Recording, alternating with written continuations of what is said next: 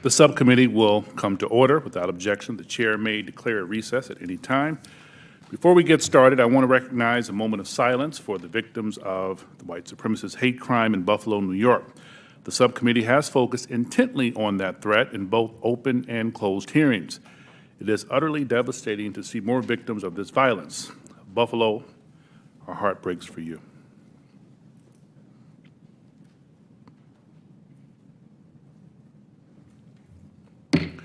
With that, I ask my colleagues to join, we will now turn to the business of this hearing. More than 50 years ago, the U.S. government ended Project Blue Book, an effort to catalog and understand sightings of objects in the air that could not otherwise be explained. For more than 20 years, that project had treated unidentified anomalies in our airspace as a national security threat to be monitored and investigated. In 2017, we learned for the first time that the Department of Defense had quietly restarted a similar organization tracking what we now call unidentified aerial phenomena, or UAPs. Last year, Congress rewrote the charter for that organization, now called the Airborne Object Identification and Management Synchronization Group, or AIM-SOG. For short, today we will bring that organization out of the shadows. This hearing and oversight work has a simple idea at its core.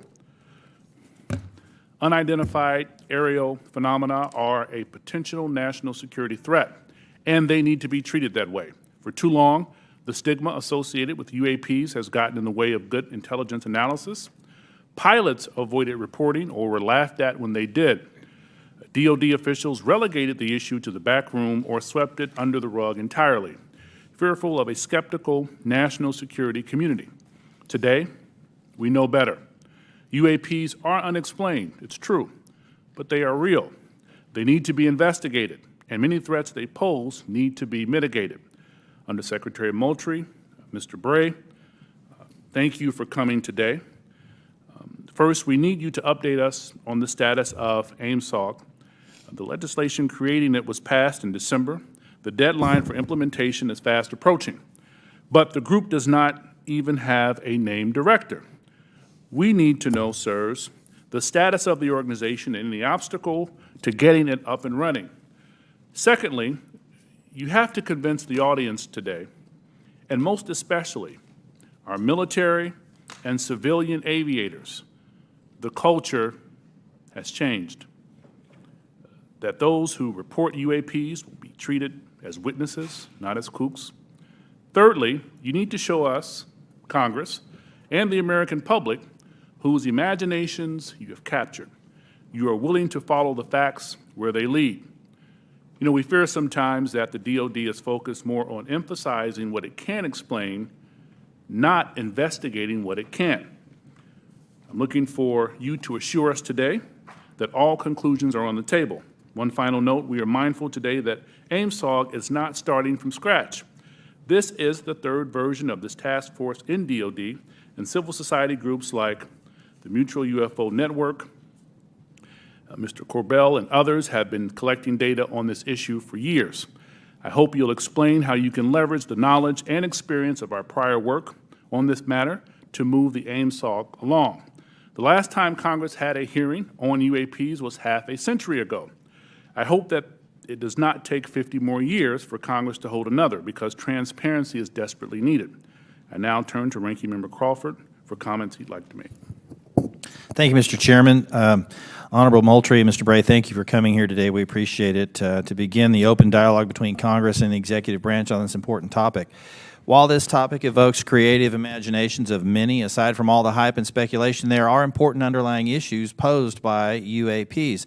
Despite the serious nature of this topic, I have to say I'm more interested in our understanding of Chinese and Russian hypersonic weapon development, or understanding why this administration was so slow to share actionable intelligence with the Ukrainians. However, inasmuch as this topic may help us better understand unknown activities of Russia and China, I am on board. The intelligence community has a serious duty to our taxpayers to prevent potential adversaries such as China and Russia from surprising us with unforeseen new technologies. As overseers of the intelligence community, this committee has an obligation to understand what you are doing to determine whether any UAPs are new technologies or not. And if they are, where are they coming from? In general, the IC spends much of its time and resources trying to understand what we call known unknowns. When it comes to foreign nations' weapons systems and sensors, known unknowns are those features that we don't fully understand yet. The challenge associated with UAP is that they are completely unknown and require a more expansive collection and analysis effort. The intelligence community must balance addressing known threats to our national security with preventing technical surprise. We must continue to follow the facts where they lead us and ensure that there are no technical surprises. The IC must take it seriously when there are credible observations of phenomena that seem to perform in ways that could pose a threat to safe flight operations, or that could be signs of a foreign adversary's attempt to develop a strategic technological surprise against the United States. It's also essential that our pilots and others feel they can report UAPs they observe without any stigma for doing so. This is the open, unclassified portion of our hearing. We'll have a closed, classified part later. It's important for the public to know that the classification of information exists to protect national security, not to try to hide the truth. When we're trying to determine if any UAPs are new technologies being developed by foreign governments, we are inevitably going to run into classified information about what new systems and technologies we do know are in the works here or abroad. But where information does not risk national security, it should be shared with our allies and the public when feasible. I hope that we can have your assurance to this end today. It's my hope that the intelligence community will continue to try to determine the nature of UAPs we've observed and will keep Congress fully apprised of all developments. I look forward to this hearing and continued dialogue and oversight with the intelligence community on this topic. And with that, I yield back. Gentleman yields back, and now I will turn to our distinguished chairman, Adam Schiff, for any comments he wishes to make. Thank you, Chairman Carson, for holding this open hearing on unidentified aerial phenomenon and for your leadership on this issue. Holding a portion of our discussion today in open session is critical to the cause of transparency and openness, which was Congress's intent in authorizing and funding this new task force. The larger effort that is being undertaken to study and characterize UAP reports is an important step towards understanding these phenomenon, what we know and don't know. And I look forward to hearing more during both the open session and the closed setting about how DoD and the IC are undertaking that task. UAP reports have been around for decades, and yet we haven't had an orderly way for them to be reported without stigma and to be investigated.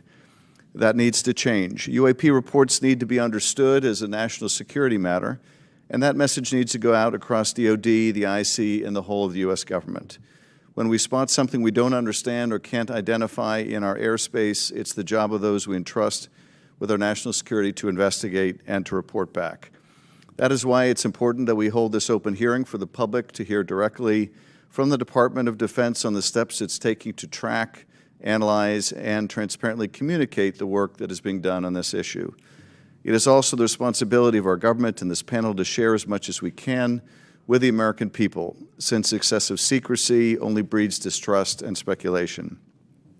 I look forward to hearing how the UAP task force is being stood up, what challenges they still face, and how this committee can make sure the task force is able to shed light on one of the world's most enduring mysteries. I thank you gentlemen for your work, and be very interested to hear what you have to say. To me, among the most fascinating questions are these phenomena that we can measure. That is, instruments report there is something there. It is not the human eye confusing objects in the sky. There is something there, measurable by multiple instruments, and yet it seems to move in directions that are inconsistent with what we know of physics or science more broadly. And that to me poses questions of tremendous interest and as well as potential national security significance. So we look forward to hearing what you're able to report to us today in open session, and I want to thank Chairman Carson again for his extraordinary leadership on this issue, and I yield back. Chairman yields back. Thank you. With that, we will start our hearing. Under Secretary Moultrie, the floor is yours, sir. Thank you. Chairman Schiff, Committee Chairman Carson, Ranking Member Crawford, distinguished members of the subcommittee, it's a privilege to be here with you today to address your questions regarding unidentified aerial phenomenon, or UAP. I'm pleased to be joined by Mr. Scott Bray, the Deputy Director of Naval Intelligence, who will speak to the Navy's Unidentified Aerial Phenomenon Task Force, which laid the foundation for the efforts we will discuss today. First, I'd like to thank Congress for supporting the Department's UAP efforts. The NDAA for fiscal year 2022 has helped us to establish a dedicated office to oversee processes and procedures for the timely collection, processing, analysis, and reporting of UAP-related data. What are UAP? Put simply, UAP are airborne objects that, when encountered, cannot be immediately identified. However, it is the Department's contention that by combining appropriately structured, collected data with rigorous scientific analysis, any object that we encounter can likely be isolated, characterized, identified, and, if necessary, mitigated. We know that our service members have encountered unidentified aerial phenomena, and because UAPs pose potential flight safety and general security risk, we are committed to a focused effort to determine their origins.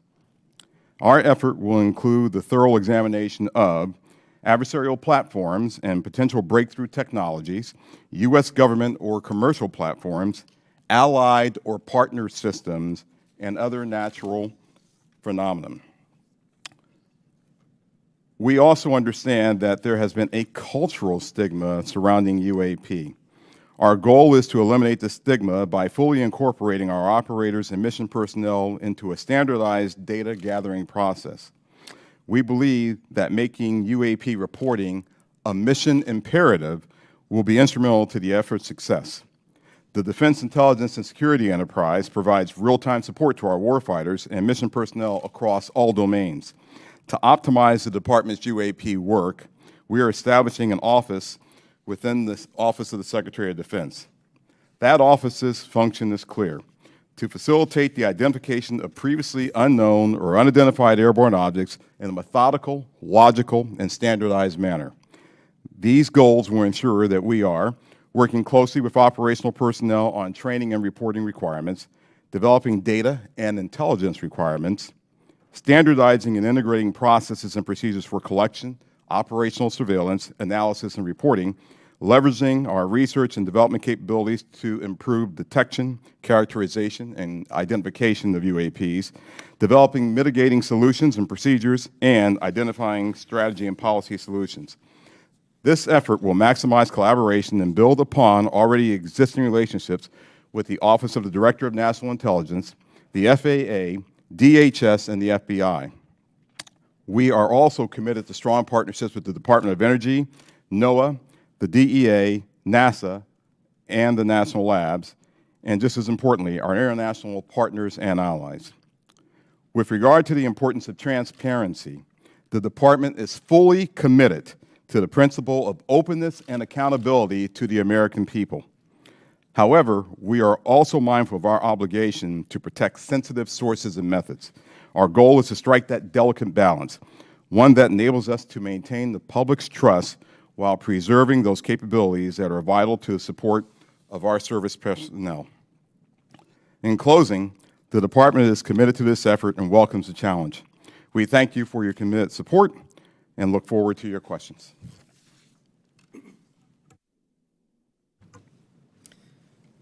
Chairman Schiff, Chairman Carson, Ranking Member Crawford, and committee members, thank you very much for the opportunity to be here today to highlight the ongoing work of the Department of Defense regarding unidentified aerial phenomena.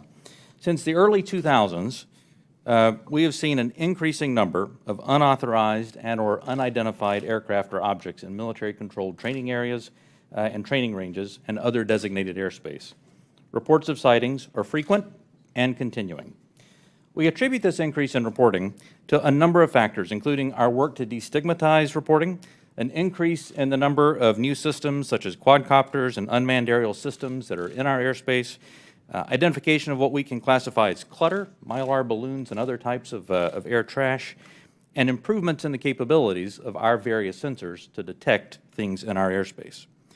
Almost 2 years ago, in August of 2020, Deputy Secretary of Defense Nordquist directed the establishment of the Unidentified Aerial Phenomena Task Force within the Department of the Navy.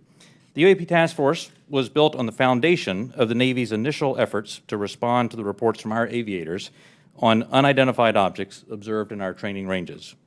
The basic issues then and now are twofold. First, Incursions in our training ranges by unidentified objects represent serious hazards to safety of flight. In every aspect of naval aviation, safety of our air crews is paramount. Second, intrusions by unknown aircraft or objects pose potential threats to the security of our operations. Our aviators train as they would fight. So any intrusions that may compromise the security of our operations by revealing our capabilities, our tactics, techniques, or procedures are of great concern to the Navy and the Department of Defense. From the very beginning, we took these reports very seriously. We instituted a data-driven approach to the investigations where we could collect as much data as possible and use all available resources to analyze and make informed decisions on the best ways to address our findings. Our main objective was to transition UAP efforts from an anecdotal or narrative-based approach to a rigorous science and technology engineering-focused study. This data-driven approach requires input from a wide variety of sources. In the early stages, the task force worked to standardize the reporting mechanisms and processes to make it as easy as possible for personnel to report any engagement so that we were getting that wide range of reporting that we needed. We also spent considerable efforts engaging directly with our naval aviators and building relationships to help destigmatize the act of reporting sightings or encounters. And we worked with naval aviation leadership to provide additional equipment to record any encounter. Navy and Air Force crews now have step-by-step procedures for reporting on a UAP on their knee board in the cockpit and in their post-flight debrief procedures. The direct result of those efforts has been increased reporting, with increased opportunities to focus a number of sensors on any objects. The message is now clear. If you see something, you need to report it. And the message has been received. In fact, recently, I received a call from a senior naval aviator with over 2,000 flight hours. He called me personally from the flight line after landing to talk about an encounter that he had just experienced. Those were just the initial steps. We also made a concerted effort to assemble subject matter experts from across the Department of Defense and the intelligence community and other U.S. government agencies and departments. We forged partnerships with the research, development, and acquisition communities, with industry partners, and with academic research labs, and we brought many allies and international partners into our discussions on UAP. Additionally, subject matter experts from a wide variety of fields, including physics, optics, metallurgy, meteorology, just to name a few, have been brought in to expand our understanding in areas where we may not have organic expertise. In short, we've endeavored to bring an all-hands-on-deck approach to better understand this phenomena. So what have we learned so far? Any given observation may be fleeting or longer. It may be recorded or not. It may be observable by one or multiple assets. In short, there's rarely an easy answer. For example, let me share with you the first video that we have here today, which shows an observation in real time.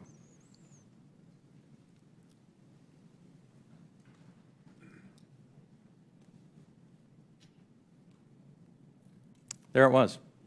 That's, in many cases, that's all that a report may include.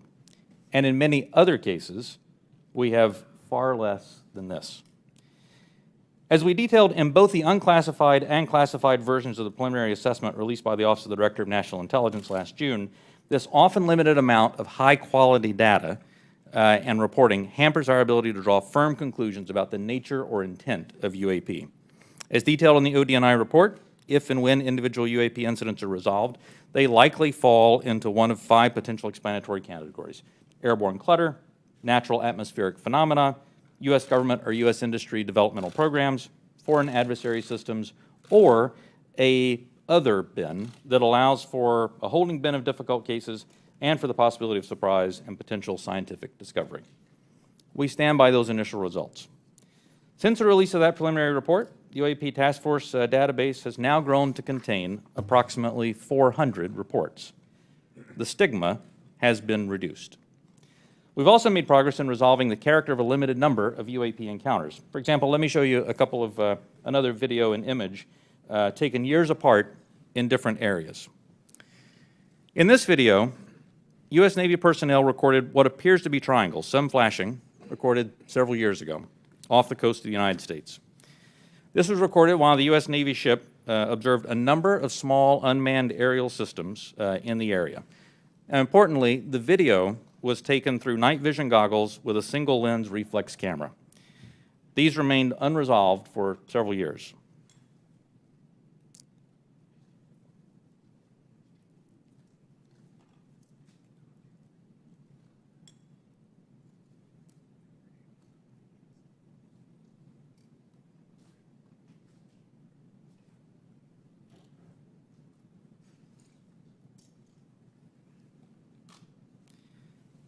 Several years later, and off a different coast, U.S. Navy personnel, again in a swarm of unmanned aerial systems, and again through night vision goggles and an SLR camera, recorded this image.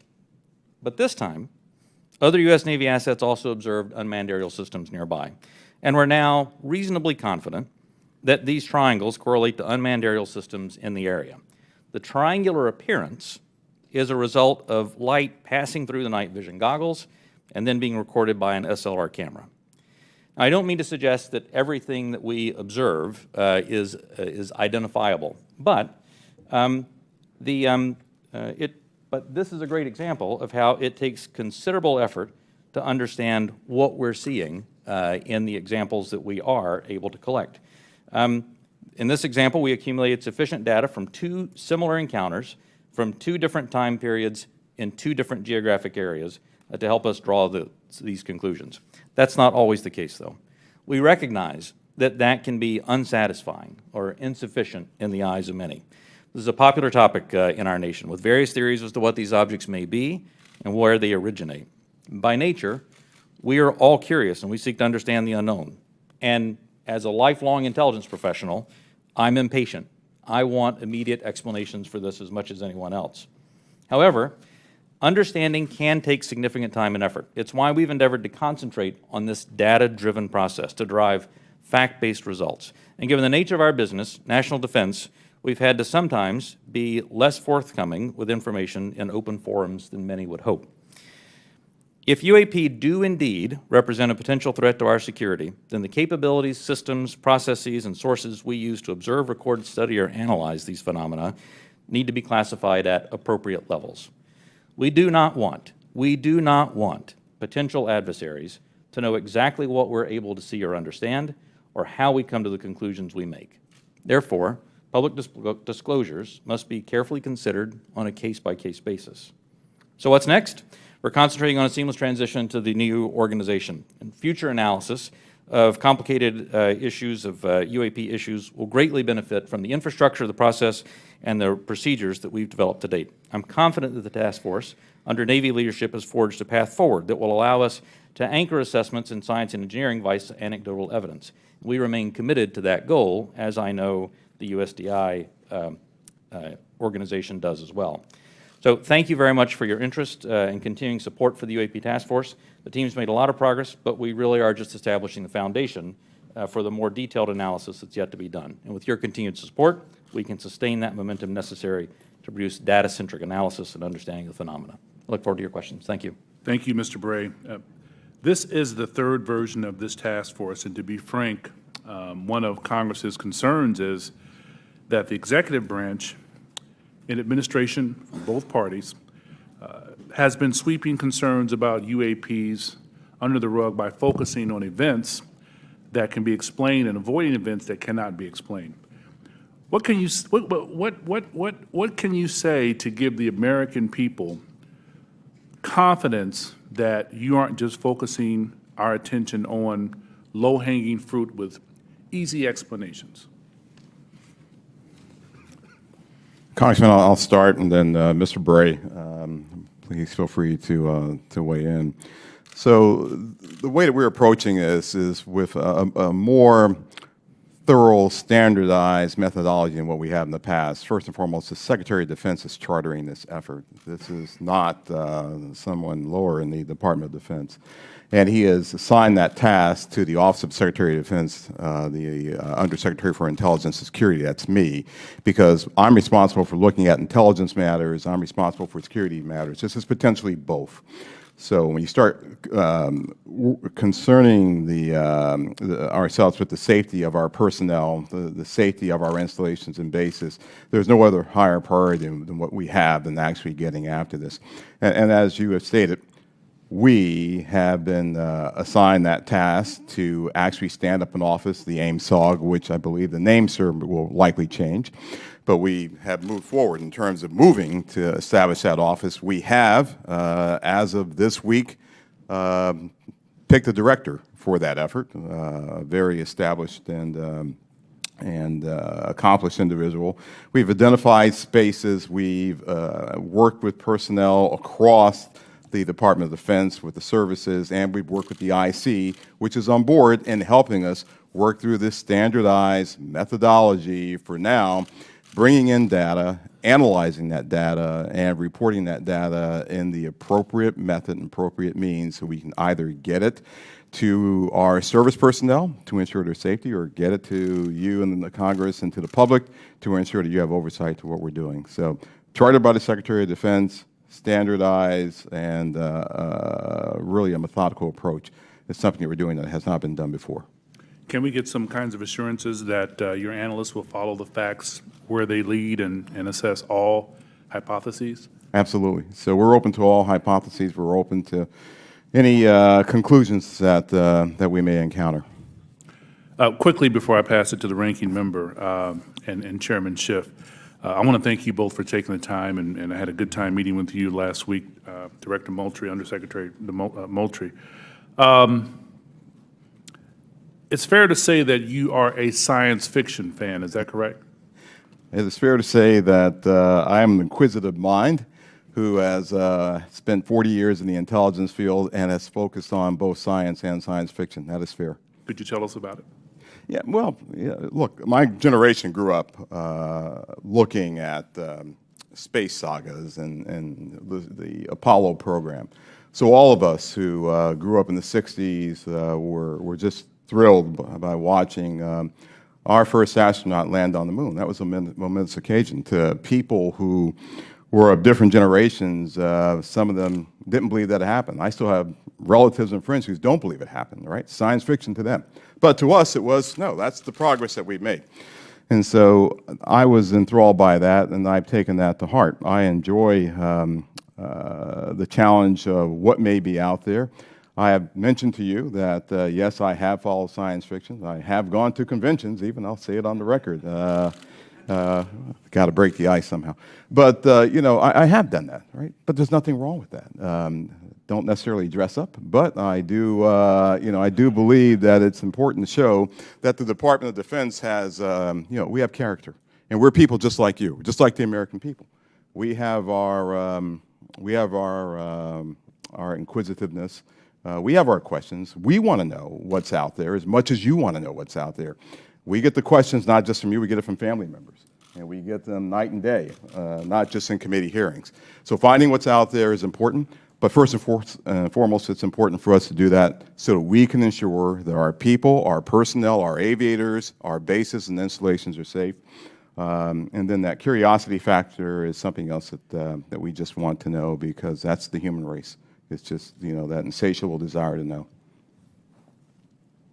Thank you, sir. Ranking Member Crawford. Mr. Moultrie, you said you don't necessarily dress up. That wasn't a real strong statement. Gentlemen, thank you for being here today. We appreciate it. And thank you, Mr. Moultrie, for breaking the ice the way you did. Appreciate that. The inability to understand objects in our sensitive operating areas is tantamount to an intelligence failure that we certainly want to avoid. This is not about finding alien spacecraft, but about delivering dominant intelligence across the tactical, operational, and strategic spectrum. So my question is, how can AIM-SOG lead to prevention of intelligence surprises? Sure, I'll start with that. So the goal of our effort is to integrate it into what we already do on a normal basis, which is look for the unknowns, Congressman, as you stated in your opening remarks, across all domains. So we've been doing this for decades. We've been looking at the space domain, looking at space objects, looking at space weather, looking at space phenomena. We've been looking at things in the air domain, and we, as you know, and I'll talk more about this in classified session, but we have a very concerted effort to understand adversarial platforms and adversarial developmental programs. And we do that also in the ground domain. And of course, we're very interested in what happens in the underwater or sea domain, if you will, subsurface domain.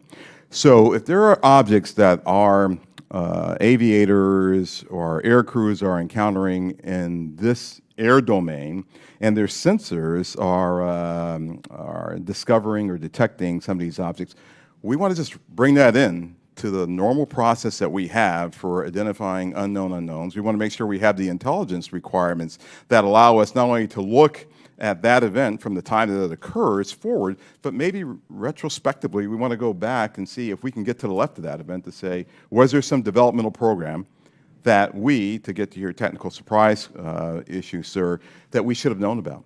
And if so, how do we put that intelligence requirement in place to ensure that we are following an adversarial development or any other development that may be out there? So that's what we want to do in terms of normalizing this and bringing it into the normal process of how we identify unknown unknowns.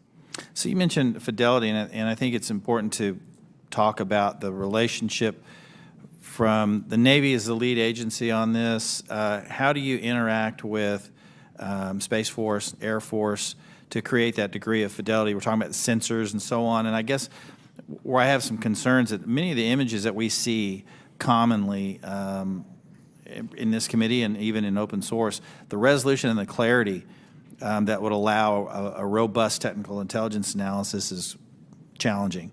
So is AIMSOG prepared to address the quality and quantity of data collected on UAP to advance intelligence collection? And do you have the adequate sensors you need to collect that high-quality data? One of the lines of effort that we have is looking at our sensor capabilities and to understand whether or not, as the video showed that Mr. Bray displayed, sometimes it's very fleeting data that we have on some of these objects. And we want to make sure that, one, our systems are calibrated to actually be able to collect on the objects. You know, our sensors today they're calibrated for specific things. We want to make sure they're calibrated for things of this nature, things of this size, things of this velocity, if I can use that term. We want to make sure that once we have that data is stored in some standardized method that we can then extract and that we can feed into our system real time. So we do not want this to take some prolonged period of time for us to get that data. But our goal is absolutely to have that high fidelity information that we get from all sensors, and we want to be able to integrate that with what we may have off of ground-based sensors. So whatever we may have on a platform, whatever we may have on the ground, whatever we may have from other sensors that we may have in different domains, we want to be able to integrate that all and get this integrated picture as we would, as I said, with any other unidentified objects or things that we are tracking as a part of our normal intelligence responsibilities. Thank you. Last question, Mr. Bray, if you would. I'm a Navy pilot. I've encountered a UAP. Walk me through the reporting protocol once I see something that I think needs reported. The first thing that aviator would do after landing as a part of their normal debriefing is they would contact their intelligence officer. Their intelligence officer would then walk them through first filing data preservation to ensure that whatever sensor data may be on the aircraft, that we preserve that so that it's available for later analysis. Second, they would actually fill out a form that includes details like where they were operating, altitudes they were operating, speeds, what they observed, whatever sensor data they may have recorded from that. And then that report is filed. It goes two places. One, it goes through the operational chain of command so that operational units are aware of what's being observed, and also through the UAP task force so that they can take that data, database it, and quite often have individuals from the task force contact the aviator and ask them additional questions if there were things that weren't clear in the report.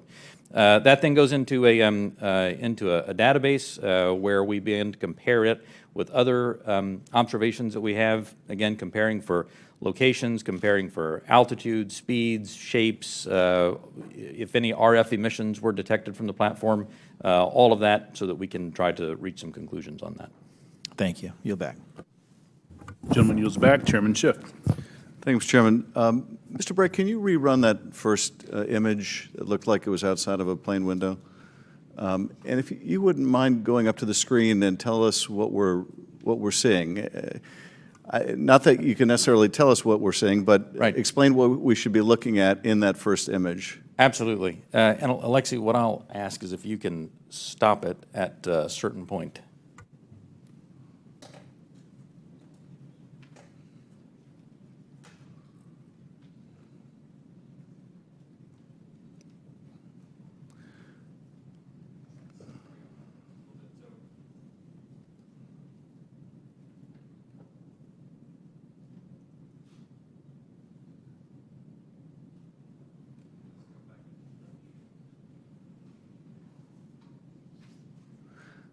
And are we looking outside of a civilian aircraft window? Is that what we're looking at? You're looking outside a U.S. Navy F-18. Okay. And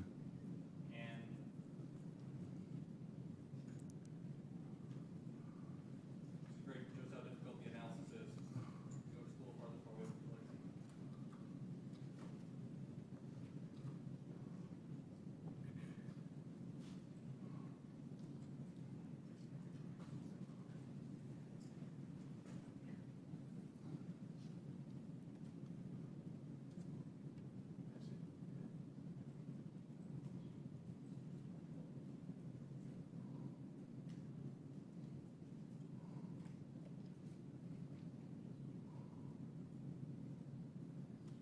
As you can see, finding UAP is harder than you may think. What you'll find eventually on this, when we find the right frame, is for literally about one frame here is a spherical object that passes right through here, passes right through there because the aircraft is moving pretty fast in this direction with the flyby of it. And it is a, Is that it right there? that is it. There we go, off in the distance. Can you point to the screen again what we're supposed to be looking at?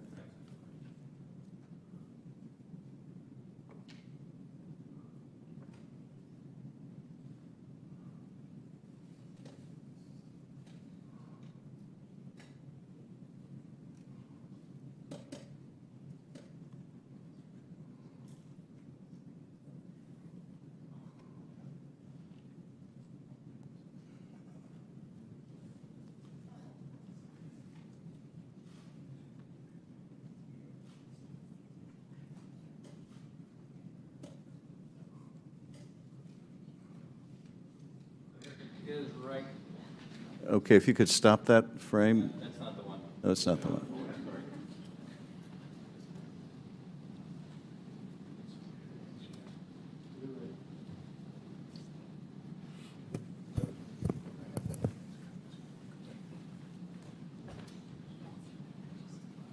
Alexi, just push play. Let's see if.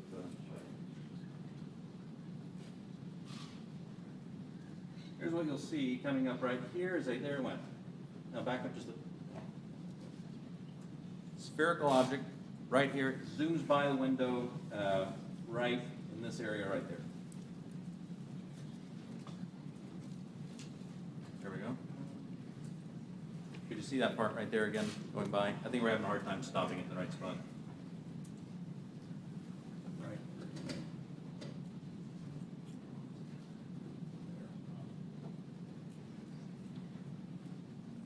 Okay. So as you can see, it's difficult, and I think a part of the issue here is the laptop we're working with is not as easy for stopping that video in the right spot. We'll describe what we have seen in that.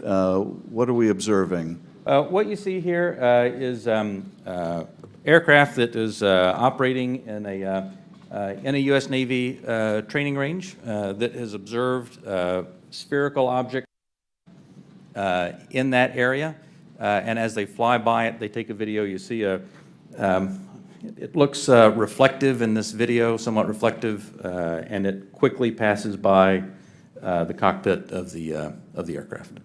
And is this one of the phenomena that we can't explain? I do not have an explanation for what this specific object is. And is this one of the situations where it is, that's the object that we're looking at right there? Thank you. And is this a situation where it was observed by the pilot and it was also recorded by the aircraft's instruments? We'll talk about the multi-sensor part in a later session. But in this case, we have at least that. In the Director of National Intelligence 2021 unclassified report, the ODNI reported 144 UAPs between 2004 and 2021, 80% of which were recorded on multiple instruments. And I take it, with respect to some of those, you had a pilot seeing them if it was observed by a pilot, right, and you had multiple instruments recording it. So you really have three sensors, the human sensor and two technical sensors detecting the object, is that? For the majority of incidents that we had in the last year's report, the majority had multi-sensor data. When I talk about the 400 reports that we have now, that number will certainly go down because a lot of those new reports that we have are actually historic reports that are narrative-based. So that percentage will go down just as a factor of the fact that the destigmatization has resulted in more narrative reports. And that's the object we're looking at right there now, right? That's it right there. Okay. Last year's report also said that of those 144, 18 of them reportedly appeared to exhibit unusual flight characteristics, appear to demonstrate advanced technology, and some of them appeared to remain stationary in winds aloft, move against the wind, maneuver abruptly, or move at considerable speed without discernible means of propulsion. That's pretty intriguing. And if you're able to answer this in this setting, are we aware of any foreign adversary capable of moving objects without any discernible means of propulsion? I think I would, without discernible means of propulsion, I would say that we're not aware of any adversary that can move an object without discernible means of propulsion. The question then becomes, in many of these cases where we don't have a discernible mean of propulsion in the data that we have, in some cases there is likely sensor artifacts that may be hiding some of that. There's certainly some degree of something that looks like signature management that we have seen from some of these UAP, but I would caution. I would simply say that there are a number of events in which we do not have an explanation, and there are a small handful in which there are flight characteristics or signature management that we can't explain with the data that we have. We'll continue. Those are obviously the ones that are of most interest to us. Earlier, when we asked about how you avoid technological surprise, the biggest way you avoid technological surprise is by collecting this type of data and by, importantly, calibrating the assumptions that you go into with how you do that analysis. I'll tell you, within the UAP task force, we have one basic assumption, and that is that generally speaking, our sensors operate as designed. And we make that assumption because many times these are multi-sensor collections.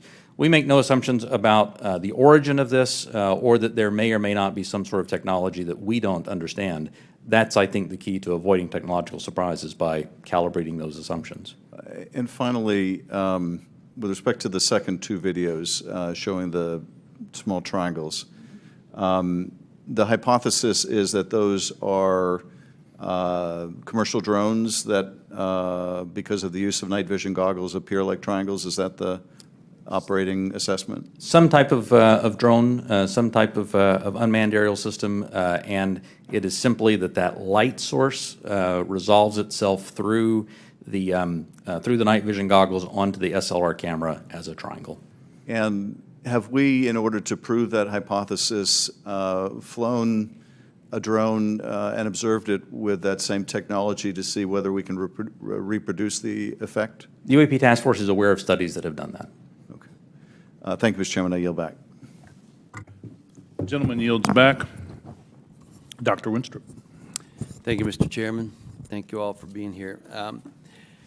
My first question is, through this process where there's been sightings, have the sightings been stationary, or have they always been sighted from a moving object, from a plane or a ship that may be moving? Have these reports ever come from a stationary object being observed in the sky? The UAP Task Force does have reports from stationary, reports from a stationary observer. Because there's a difference observing something when you're moving as Right. well. It's physics, right? So that's Right. why I asked that question. Are we capable, or have we made any breakthroughs, or anyone made any breakthroughs, to be able to cite something and make some determination at all of its composition, whether it's a solid or a gas? Is there any such capability?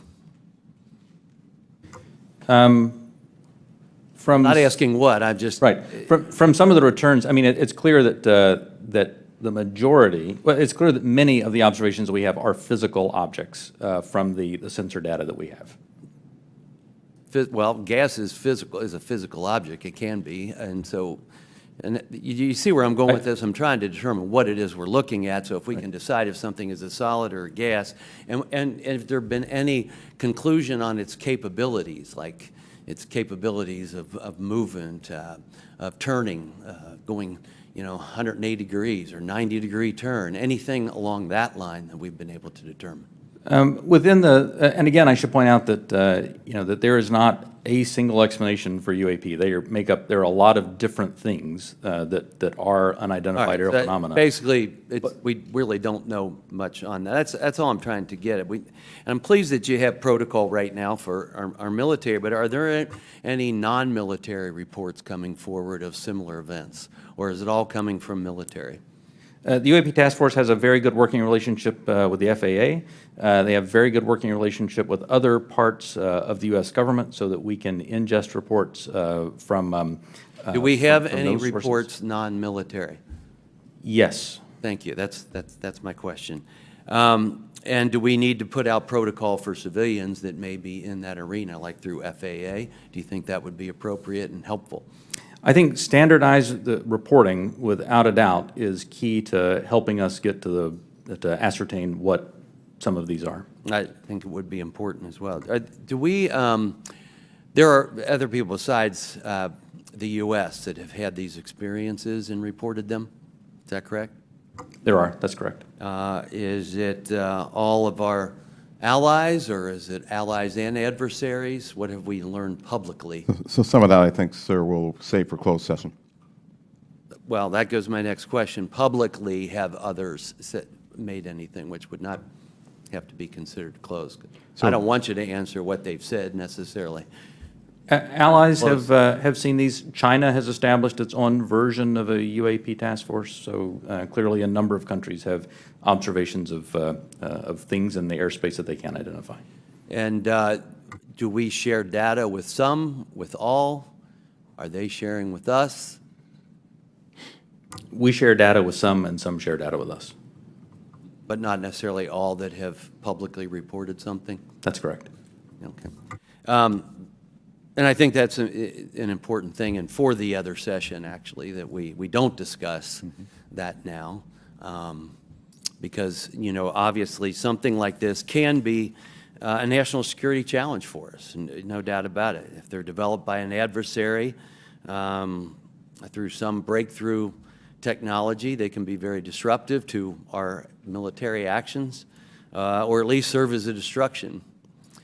So my caution would be careful who we share our data with, and don't necessarily trust some of the data we may get from someone else. And with that, I yield back. Gentleman yields back. Mr. Himes. Thank you, Mr. Chairman. One of the objectives of this open hearing is to try to erode some of the stigma that attaches to, in particular, our military men and women reporting this. It's obviously really very serious because should one of our adversaries have developed a technology that we don't know about it, we need to know about it yesterday. And obviously, any sort of stigma that prevents our military from reporting this data as comprehensively as possible is a national security threat. So I really just have two questions in the service of that goal. The first is, the chairman asked that we run that video again. Most people, when they see a video, we're all used to seeing things from a car, seeing things from a sidewalk. Very few people have the experience of observing something through night vision goggles at Mach 1.5. So just talk for a minute about, if you would, whichever of you is most appropriate, how radically different observation is at high speed in 3D than it is for most of us who walk around and drive cars. So the first thing I think that's important to note about this is there are lots of things when you are moving very fast and an object is between you and a stationary reference point like the ground, it gives a lot of different impressions about how quickly something is or isn't moving. And it actually means that it is a challenge, especially with narrative-based data, to get a lot of information on that. That's why the sensor data is so important, because things do happen very quickly, as you see there. And sometimes things that happen very quickly, something may be moving very slow. That aircraft is moving quite fast. How fast that object is moving that goes by is probably very slow. So I guess my point is that an observation, either a visual observation or a electronic observation, infrared or whatever, looks radically different than it does to most people. Even instruments are on gimbals and that sort of thing, so that creates a very unusual view to, again, those of us who are used to seeing things in 2 dimensions largely. And second question. I think, Mr. Bray, you said something that I want to unpack a little bit. A number of these UAPs, you said, we can't explain. Again, in the service of sort of reducing speculation and conspiracy theories, we can't explain can range from a visual observation that was distant on a foggy night, we don't know what it is, to we've found an organic material that we can't identify, right? Those are radically different worlds. So when you say we can't explain, give the public a little bit better sense of where on that spectrum of we can't explain we are. Are we holding materials, organic or inorganic, that we don't know about? Are we, picking up emanations that are something other than light or infrared that could be deemed to be communications? Give us a sense for what you mean when you say we can't explain. Sure. When I say we can't explain, I mean exactly as you described there, that there is a lot of information, like the video that we showed, in which there's simply too little data to create a reasonable explanation. There are a small handful of cases in which we have more data that our analysis simply hasn't been able to fully pull together a picture of what happened.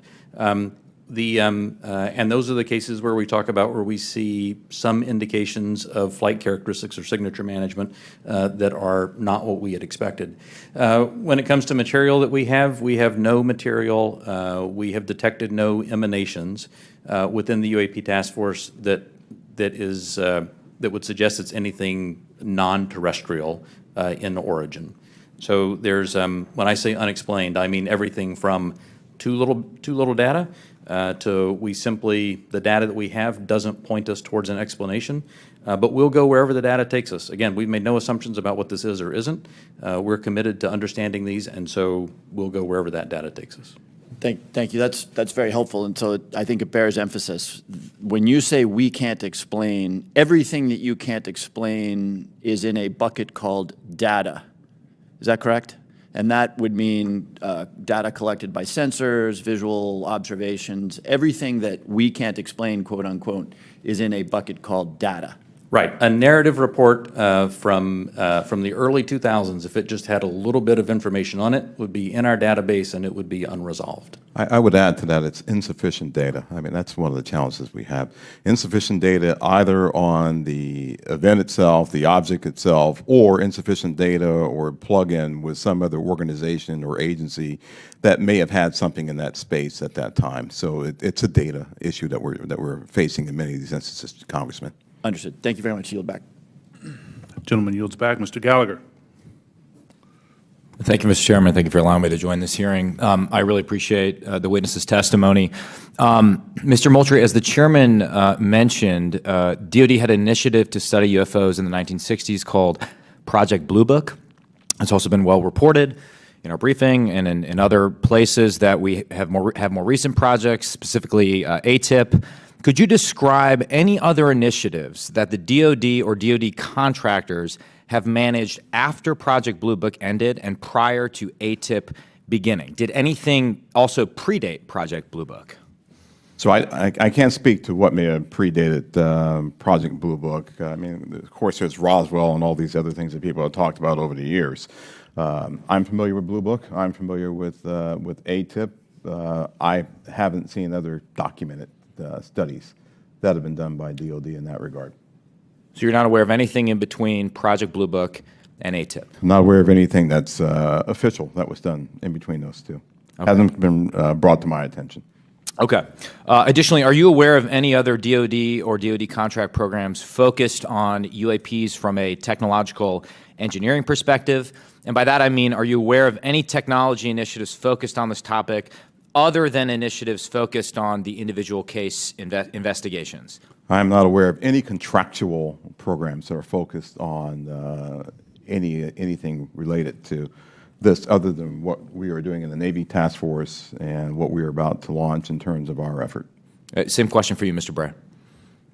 Same answer, not aware of anything outside what we are doing in the UAP Task Force. So just to confirm, you're not aware of any technology or engineering resources that have been focused on these efforts besides what we've mentioned today?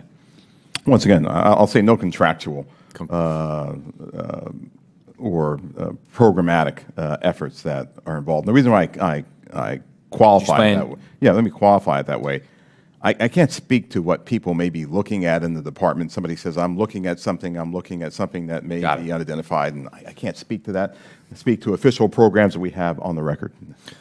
It's also been reported that there have been UAP observed and interacting with and flying over sensitive military facilities, particularly, and not just ranges, but some facilities housing our strategic nuclear forces. One such incident allegedly occurred at Malmstrom Air Force Base, in which 10 of our nuclear ICBMs were rendered inoperable. At the same time, a glowing red orb was observed overhead. I'm not commenting on the accuracy of this. I'm simply asking you whether you're aware of it and whether you have any comment on the accuracy of that report. Let me pass that to Mr. Bray, if you've been looking at UAPs over the last 3 years. That data is not within the holdings of the UAP Task Force. Okay, but are you aware of the report, or that the data exists somewhere? I have heard stories. I have not seen the official data on that. So you've just seen informal stories, no official assessment that you've done or exists within DoD that you're aware of regarding the Malmstrom incident? All I can speak to is what's within my cognizance, the UAP Task Force, and we have not looked at that incident. Well, I would say, it's a pretty high-profile incident. I don't claim to be an expert on this, but that's out there in the ether.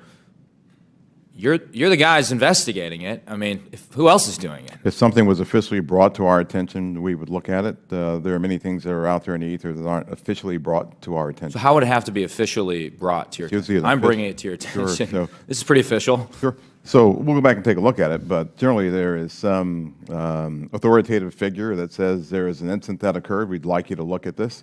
But in terms of just tracking what may be in the media that says that something occurred at this time, at this place, there are probably a lot of leads that we would have to follow up on. I don't think we are resourced to do that right now. Well, I don't claim to be an authoritative figure, but for what it's worth, I would like you to look into it. And Sure. if for no other reason, you could dismiss it and say this is not worth wasting resources on. Will do. And then finally, are you aware of a document that appeared around 2019, sometimes called the Admiral Wilson Memo or EW Notes Memo? I am not. You're not. Are you tracking? I'm not personally aware of that. Okay. This is a document in which, again, I'm not commenting on the veracity. I was hoping you would help me with that, in which a former head of DIA claims to have had a conversation with the Dr. Eric Wilson and claims to have sort of been made aware of certain contractors or DoD programs that he tried to get fuller access to and was denied access to. So you're not aware of that? I'm not aware, Congressman. In my 10 seconds remaining, then, I guess I just would ask, Mr. Chairman, unanimous consent to enter that memo into the record. Without objection. Thank you, Mr. Chairman. Appreciate it. Mr. Krishnamurthy. Thank you, Mr. Chair, and thank you to both of you for appearing today and for your public service. First question is, there have been no collisions between any U.S. assets in one of these UAPs, correct? We have not had a collision. We've had at least 11 near misses, though. And maybe we'll talk about those 11 near misses or any place where there's close proximity. I assume, or tell me if I'm wrong, there's been no attempt, there's no communications or any kind of communication signals that emanate from those objects that we've detected, correct? That's correct. And have we attempted to communicate with those objects? No. So we don't even put out a alert saying, U.S. Identify yourself. You are, within our flight path or something like that. We haven't said anything like that. We've not put anything out like that. Generally speaking, for example, in the video that we showed earlier, it appears to be something that is, unmanned, appears to be something that may or may not be in controlled flight, and so we've not attempted any communication with that. Okay, so, and I assume we've never discharged any armaments against a UAP, correct? That's correct. How about wreckage? Have we come across any wreckage of any kind of object that has now been examined by you? The UAP task force doesn't have any wreckage that isn't explainable, that isn't consistent with being of terrestrial origin. Do we have any sensors underwater to detect on submerged UAPs? Anything that is in the ocean or in the seas? So I think that would be more appropriately addressed in closed session, sir. Okay. I think one of the biggest questions that I have is, we say with a lot of probability, we say they, quote unquote, probably do represent physical objects, close quote.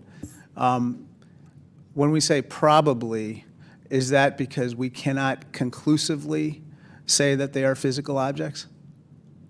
In the task force report, when I say probably represent physical objects, most of them represent physical objects. There could be some that are more of a meteorological phenomena, something like that, that may not be a physical object in the sense that most people think of something you could go up and touch. But the ones where you say most of them represent physical objects, can you say that they are definitely, like with 100% certainty, that they are physical objects?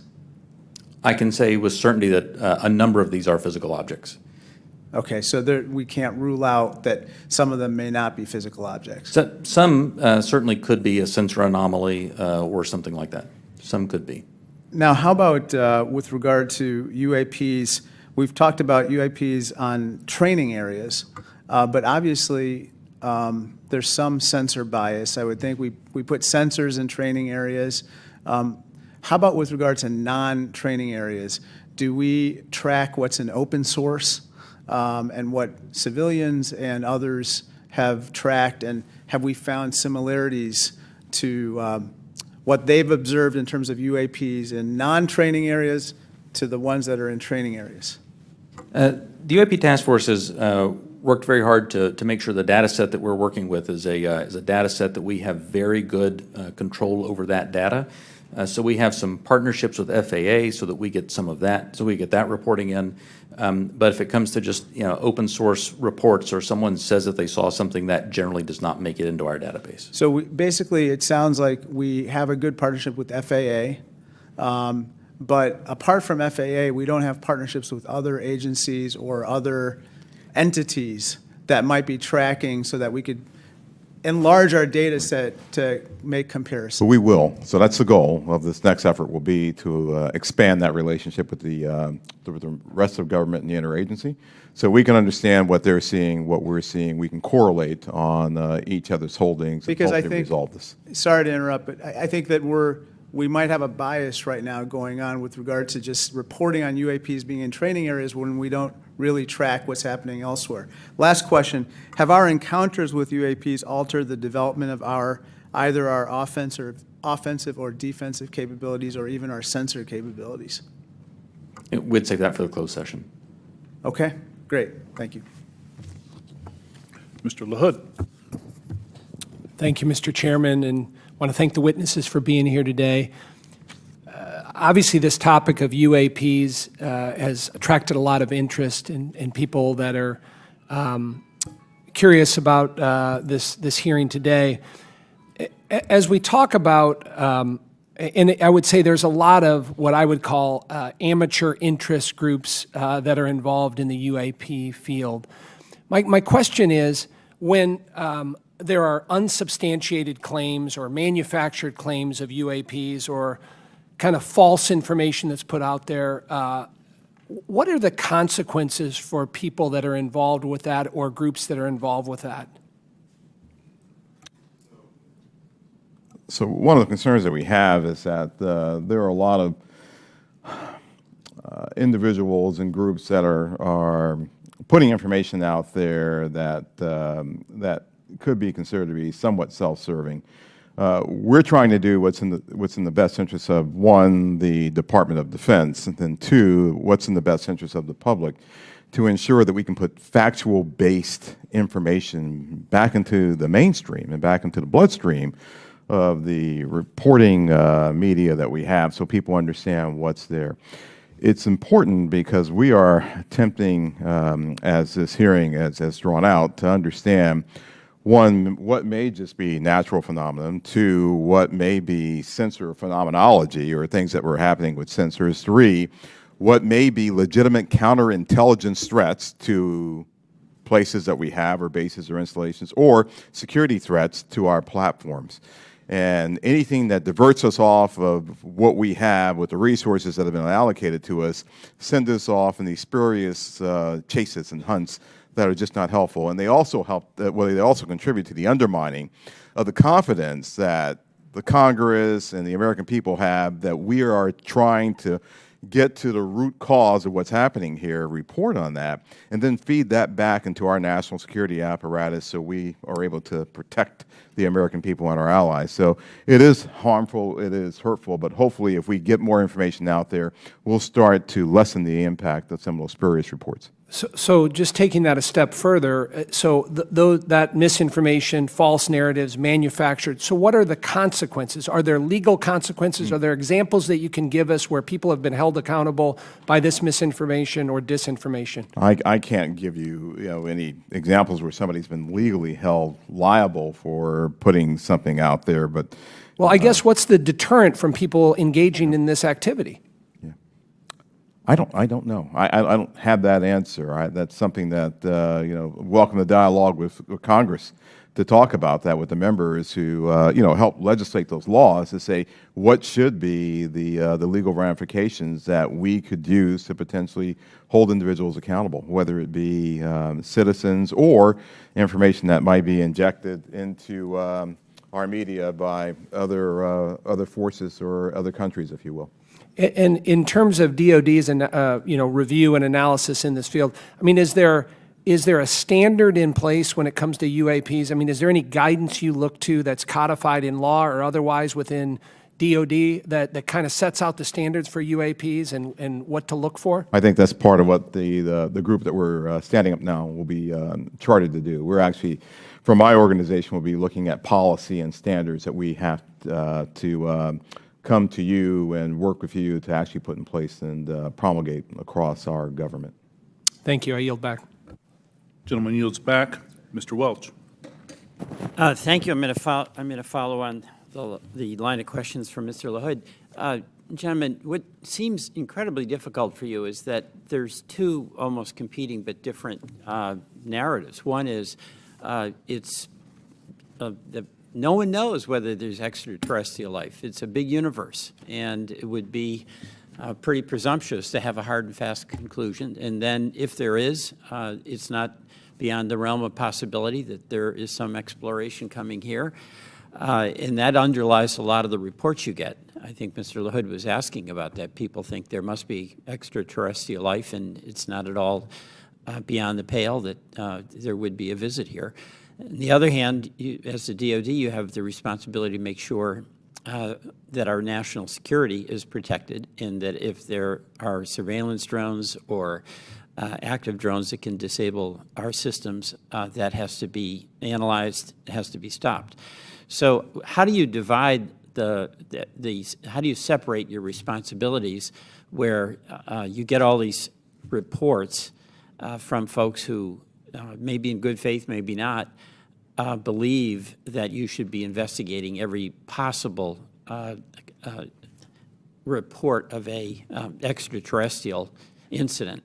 I'll start with you, Mr. Moultrie. Sure, indeed, Congressman, and thank you for the question.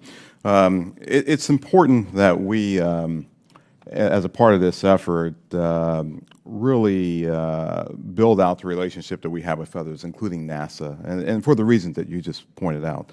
So there are elements in our government that are engaged in looking for life in other places, and they have been doing that for decades, right? They've been searching for extraterrestrial life.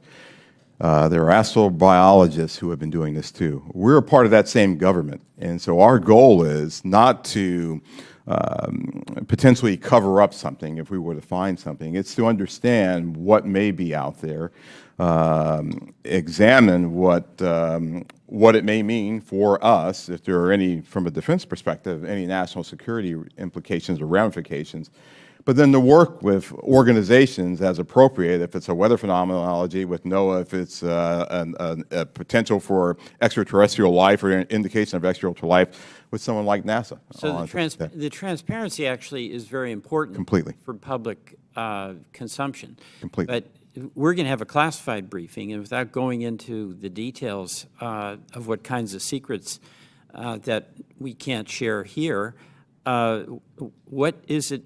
What are we protecting? I don't know if you can answer this question in this open forum, but in fact, your perception of what it is we have to, quote, protect. So I think right now what's really important for us to protect is how we know certain things. So there are a lot of things that we know, whether it be about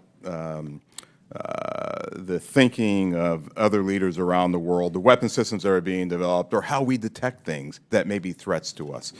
Many of those things are the result of some of our most sensitive sources and methods, and we'll use those things not just for this effort, but those same sources and methods are used to help protect us from adversaries and from others who might mean to do us harm. There aren't separate UAP sensors. There's not a separate UAP processing computer. There's not a separate UAP dissemination chain or whatever.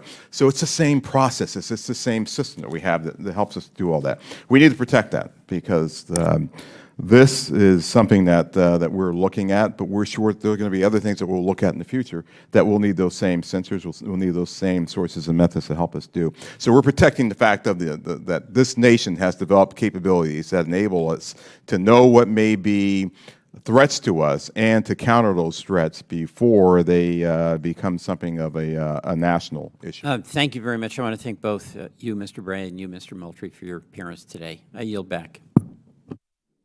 Gentleman yields back. Gentlemen, beyond videos, is there a range of other information that the executive branch has that would be valuable to the American people while protecting sources and methods, obviously? The details of individual encounters, including the time, place, and details of an encounter.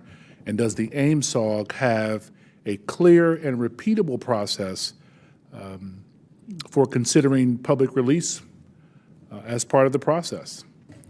Chairman Carson, And do you commit to building that process if it's not in place? the UAP Task Force, the security classification guide that the UAP Task Force has been operating under that I approved really was meant to protect those sources and methods and meant to protect any knowledge that an adversary intelligence entity may gain from understanding what we're tracking, how we track it, or when we're tracking it, or if we're not. And so that has been an important piece in the balance between transparency and preserving our warfighting advantage, because the U.S. military does train as it would fight. What I will commit to is, at least for that material that's under my authority as the Deputy Director of Naval Intelligence, for information that we have when it does not involve sources and methods, and when we can, with a reasonable degree of confidence, determine that it does not pose a foreign intelligence or national security threat, and it's within my authority to do so, I commit to declassifying that. So I believe very much in the transparency of this, and we work very hard to balance that with our national security needs. And I'll just add, Congressman, just over the last 3-4 months, I think that the intelligence community and the national defense apparatus have disclosed more information on various events than it has in probably the previous 10 years. You have our commitment to work closely with the Director of National Intelligence and others in the declassification and downgrading of intel apparatus to ensure that we can get whatever information that we can out to the American people and to the public writ large. Greatly appreciated, sir. Ranking Member Crawford. Thank you, Mr. Chairman. Representative Stefanik is en route, I believe, just real quickly, but in the interim, if I could, if you'll indulge me, I just have a couple of real small questions. One is, do we have an example? Can you cite a specific example of an object that can't be explained as having been human-made or natural? I mean, the example that I would say that is still unresolved, that I think everyone understands quite well, is the 2004 incident from Nimitz. We have data on that, and it simply remains unresolved.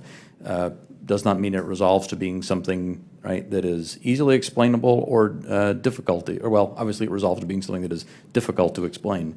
But I can't point to something that definitively was not man-made, but I can point to a number of examples in which remain unresolved. Gotcha. With regard to videos that have appeared in open source channels, for example, the Tic Tac video, does AIMSOG maintain control of videos, and how do you prevent leaks of potentially classified videos or other material? So the AIMSOG, as we establish that organization, we will have a process for classified and compartmented holdings, and we will find a way of getting positive control over those. We have our sensitive access programs and special access programs that allow us to put what we call SAPs around things, and then there's controlled access programs that allow us to put caps around things. So we'll have that in place. Our goal will be ensuring that we're sharing that with the appropriate analysts and the appropriate exploiters, if you will, who can look at that data too. What we don't want to do is bring something into a DoD database or a DoD holding and then have so many wrappers around it, it's not available to those who really need to look at it and to exploit it. And that's one of the reasons we're establishing relationships with the interagency, with the IC and others to be able to do that, sir. But we will do our best to maintain positive control over the materials that we have within our holdings. Thank you. Chairman Schiff. Thank you, Mr. Chairman. Just going back to the 2021 report, under the category of UAP appear to demonstrate advanced technology, those 18 incidents in which some of the UAP appear to remain stationary, winds aloft, move against the wind, maneuver abruptly, or move at considerable speed without discernible means of propulsion. It goes on to say, in a small number of cases, military aircraft systems processed radio frequency energy associated with UAP sightings.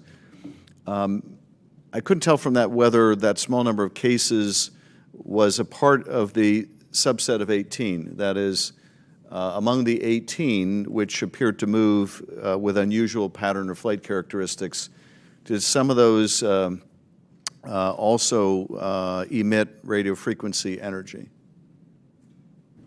I would have to check with our UAP task force on that. I believe, without getting into specifics that we can do in the closed session, at least some that we have detected RF emissions from were not behaving oddly otherwise. And the significance of measuring that radio frequency energy is what? That we suspect that this was some form of aircraft in which there were radio transmissions? The biggest thing that you're looking for there is any indication of an effort to jam whatever sensors that we may have looking at it.